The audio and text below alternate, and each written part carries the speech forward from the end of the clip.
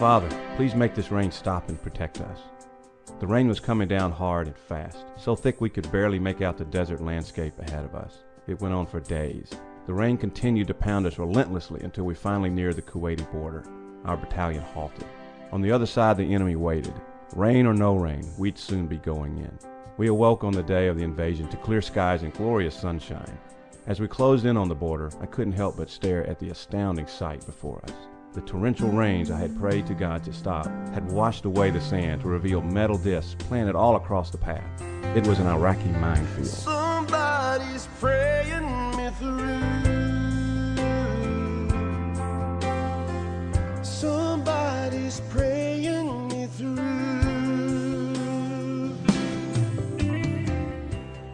So I prayed, God, you've got to do something.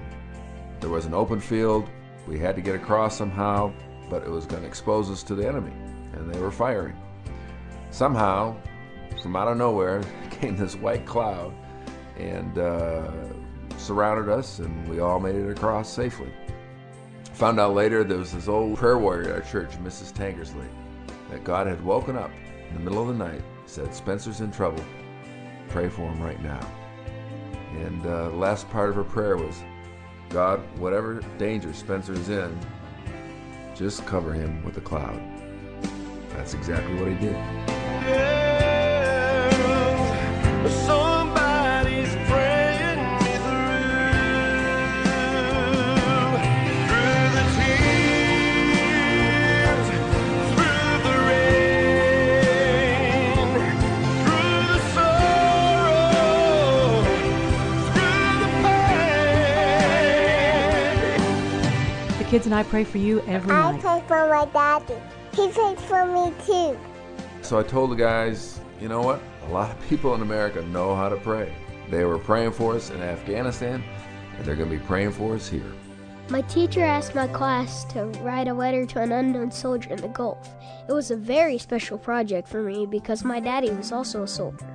So I told my unknown soldier what I wanted to tell my daddy, that his family missed him, loved him, and was praying for him. I wondered if any soldier would even get my letter, and then I got a letter back. I couldn't believe it. I knew the handwriting on it. And somehow, with all the soldier letters sent by kids across the country, mine had been sent to my very own father. I still prayed for him every night, but I felt certain that God was watching over my dad.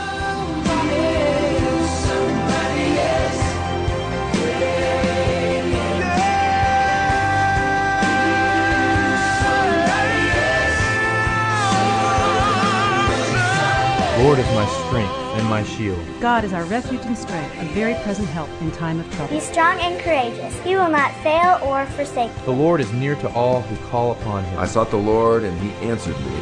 Somebody's praying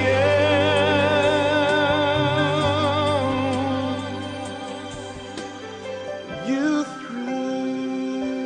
There are thousands of people who pray for me. It's a humbling experience to think that people I will never have met have lifted me and my family up in prayer.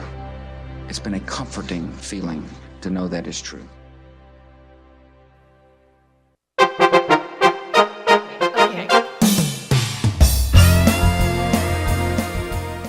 Good morning. Good morning, HWC TV News. This is our edition with Lori Linwood, L-O-R-E, in case you've forgotten. And I'm sure my audience. I'm pretty sure it's L-O-R-I. I have been embedded in Maui the past month, working on research and, of course, on my tan. And I've been told that I had a substitute host in my absence, a Mrs. Busta Stash, serious facial hair problem, and I really am thinking about referring her to my cosmetologist. I don't know what to say to that, but I will say, moving on, we want to welcome our first-time visitors. If you would, go ahead and raise your hands, and an usher will find you, give you a visitor's card to fill out, and drop in the offering plate later on. And since we're quite sure you can read, you'll find all of our regular weekly items in your bulletin.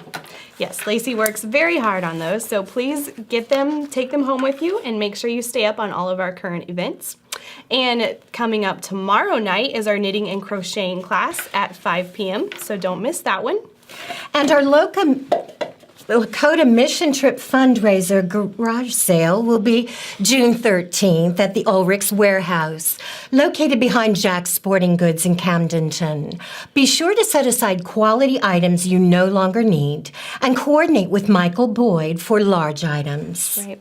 And our annual fish fry is coming up Sunday, June 14th, so that'll be following second service. So anglers, please be catching and freezing some extra fish to share.